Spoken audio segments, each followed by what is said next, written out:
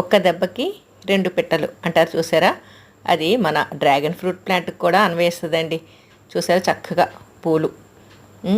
ఇలాగా మొన్నటి వరకు ఫ్రూట్స్ అండి, ఆ ఫ్రూట్స్ అయిపోయినాయి, మళ్ళీ పూలు స్టార్ట్ అయినాయి.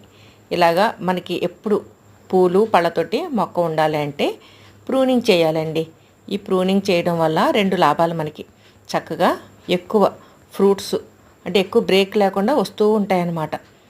మనం కట్ చేయలేదనుకోండి, బలం సరిపోక పెద్దగా రావు.